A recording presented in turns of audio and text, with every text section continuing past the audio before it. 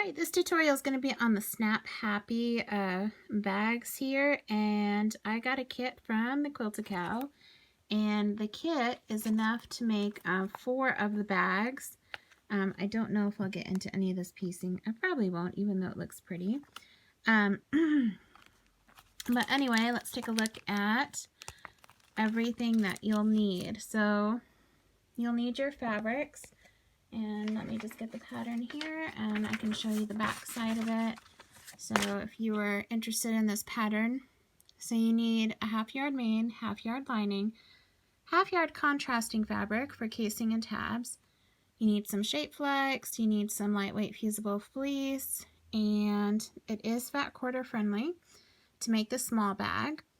And also other items you'll need is a 1-inch retractable metal tape measure, some duct tape or electrical tape, old scissors for cutting the metal tape measure, and optional is all of that fun stuff. So the kit came with one swivel hook. I do have some extra.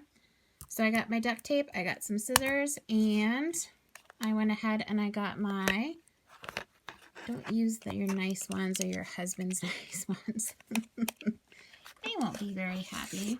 But I just went on Amazon and I got, they were pretty cheap, the off-brand ones, a couple cheap ones. I got 2 of them in a box so I can cut them up for this project. So let's get into it. So the first thing I did was cut out all my fabric, and I actually was able to cut out more than just 4. I got 1 large and I think I got 2 cut out for every other one. These are the casing pieces. So all I'm doing with the casing pieces is, I'm fusing my shape flex to these, okay?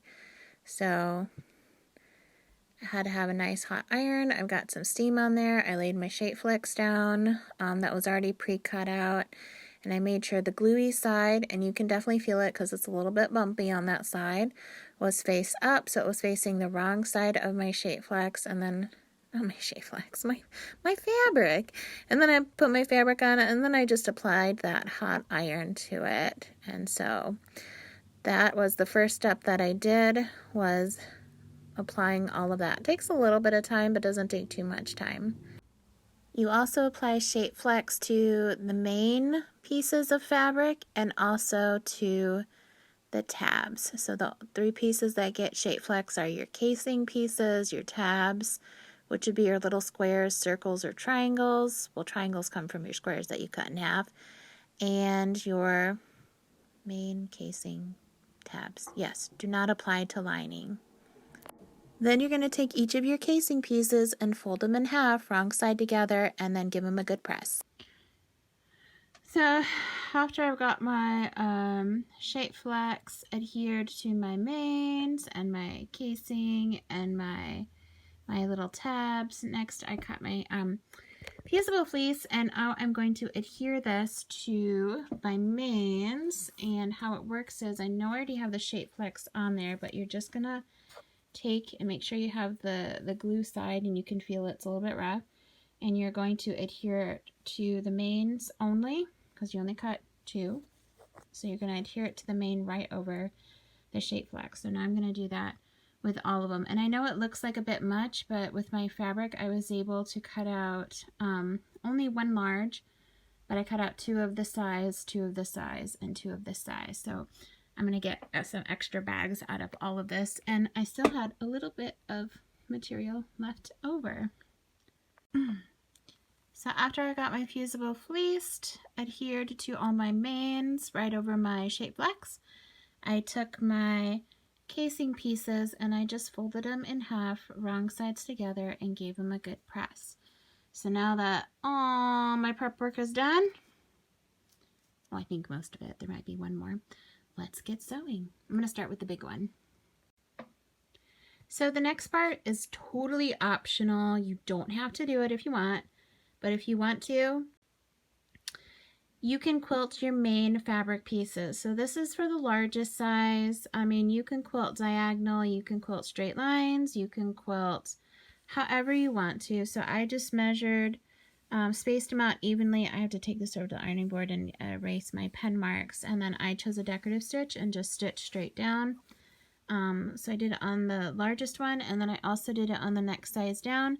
And then the two smaller ones I won't do any quilting on. Okay, so now I'm going to put those aside. And next is to make the, what do they call it? The pull tabs.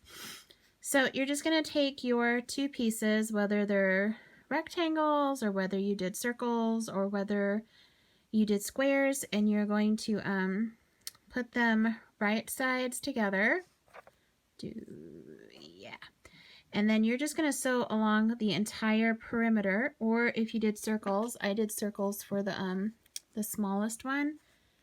You would put these right side together, and then you would stitch along the circumference of the circle. And you're going to do it twice, and that's going to reinforce your stitch. So you're just going to sew around, and then when you get to the end, you're just going to overlap that stitch that you did, and that will reinforce it all the way around. Then when you're done, you can cut your circles in half to make two hemispheres, and then you can turn it right side out and then top stitch. And here you can cut it in half to make, I guess that will make rectangles, right? Yeah, it'll make two rectangles. And then you'll turn those right side out, and then you'll top stitch. And then we'll do the next step. So go ahead and do that. So I laid them right sides together, stitched all the way around, clipped my corners, got my ruler, cut it in half, have two pieces, turned inside out, poked out all the corners, and then went over to the machine and gave them a good top stitch around the outer edge.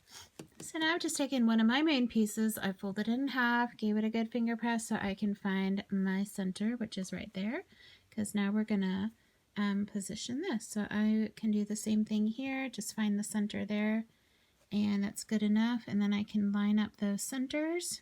And then I'm going to take a pin and I'm going to pin it in, and then what I'm going to do is I'm just going to run a stitch, a basting stitch from this side to this side along the raw edge.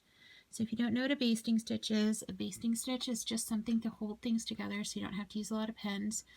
You can just set this, I mean, you can keep it on your normal stitch length, that's fine, or you can set it to your longest stitch length.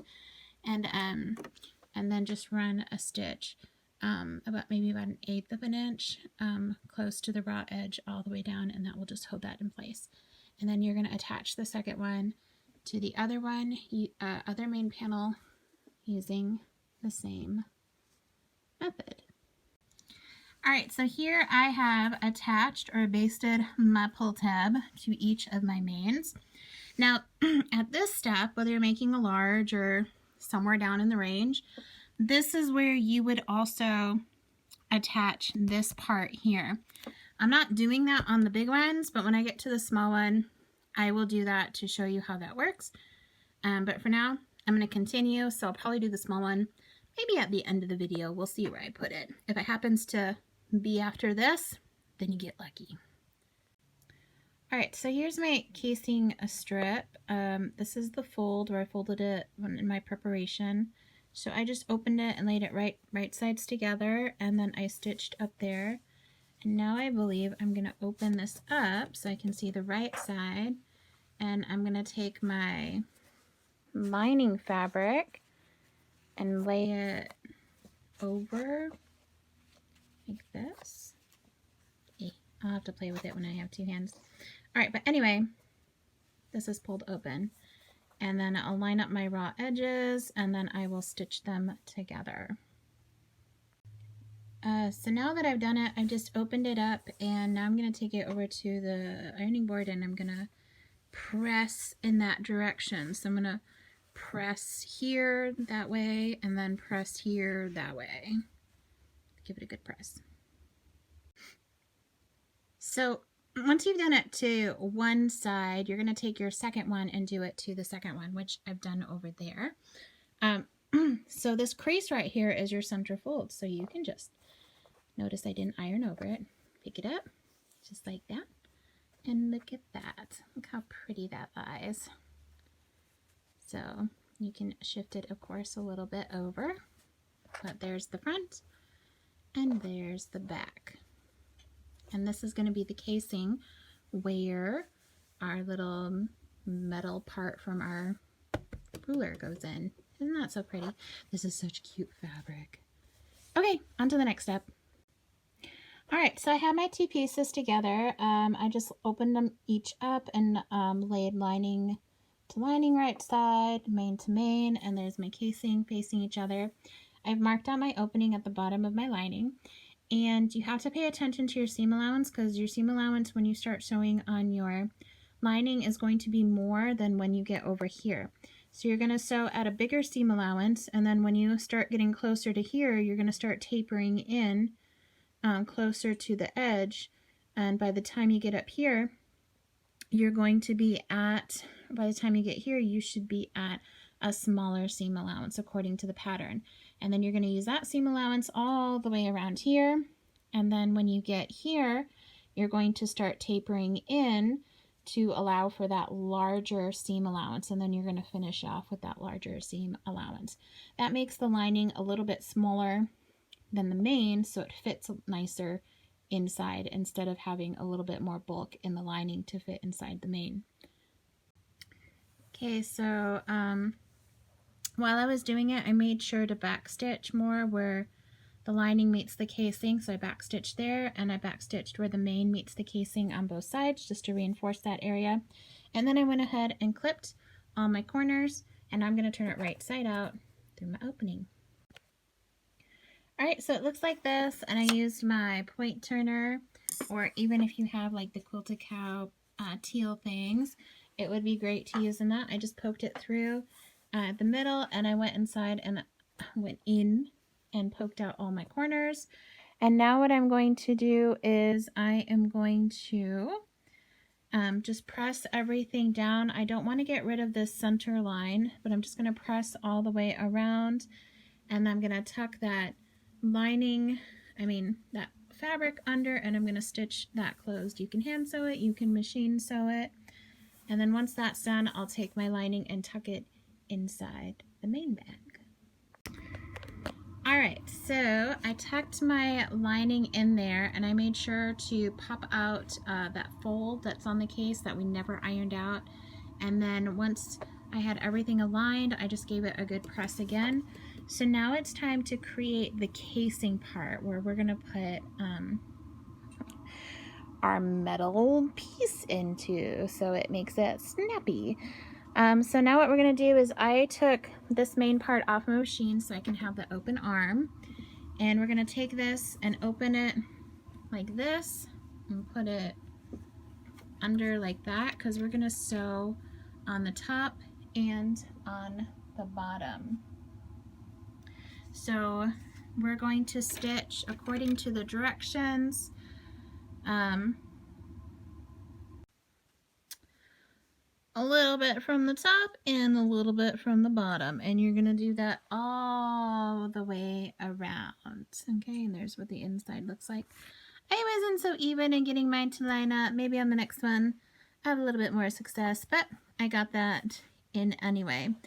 Alright, so the next step has to be done very carefully, because like I was thinking, where am I going to insert this thing? So you're going to have to go inside, alright, and you are going to have to take your seam ripper, and you are going to have to gently open one side. It can be that side or that side. You're going to have to gently open one side of the seam of this casing so that we can insert the metal tape measure. So go ahead, and I'm going to do that. It would be easier if somehow they were able to leave it open before we sewed it all, but anyway, here we go. Okay, so there it is. Got mine open. You just don't want to make sure to poke out through the other side or really rip your fabric. This is going to be hand sewn later, but all right, let's go on to prepare and then insert that metal tape. So what I did was I measured from seam to seam my casing, the length of my casing, and then I've got my measuring tape up here, and always remember to lock it in place so this doesn't slide, because you have to cut off the end which has the stopper. So once you cut it, there's no stopper and you don't want to lose it. Then you'll just have to break everything open. So make sure that's on every time you pull it out. So before I cut, I took some duct tape, or you can use electrical tape, okay? And I put it over the ends where I was going to cut, and then I'm just measuring, and then I'm cutting the length that I need for insertion. All right, so it doesn't look pretty. This is my first time dealing with this, but I don't think it looks too bad. So after I cut them, this is why it's important to read all your directions. The directions did say to cut it about 1/4 of an inch to 3/8 of an inch shorter than the actual measurement of the casing. All right, and then I kind of rounded the corners, so that way they're not sharp and they won't poke out of your material. And then I covered the cut edges in duct tape, or if you use electrical tape, you can do that as well. So now I'm going to insert this into the casing, and when I insert it into the casing, I want the numbers facing toward the inside of the bag. So when I put it in here, I want to make sure that this part, the blank part, is facing the outside of the bag, and the numbers are going to be facing the inner part of the bag. So now I'm going to insert that into my opening on both sides. So they're in there, and when you release it, it snaps and snaps back, which is what you want it to do, right? So you pull those tabs out and boom, snaps back. Pretty cool, huh? So now that I've got them in there, when you put it in, you really don't want to bend what's in there. Okay, so you want to be real gentle putting that in there, because if it bends, you're gonna lose that snappiness in those parts that it bends. All right, and make sure it's where it's supposed to be. And then you need to go in, and lucky me, I get to sew that opening closed. So that's the last step. And then you have your Snap Happy bag. All right, so this is a little bit extra. I started on the small one, and I'm going to attach the swivel here. So what I did was, you had a piece that was cut to the size according to the pattern, and it says optional side tab, which is on page 2. And all you do is take your piece and you fold it in half. Now you can finger press it, but I'd recommend the iron. That's to find your center line. Then you're gonna put this raw edge into the center and that raw edge into the center. All right, and then you're gonna give it a good press, and then you're just gonna fold it in half again like that and give it a super good press. And then what I did was, I took it to the machine and I stitched down both sides. Now you're going to take that swivel and you are going to put it on there.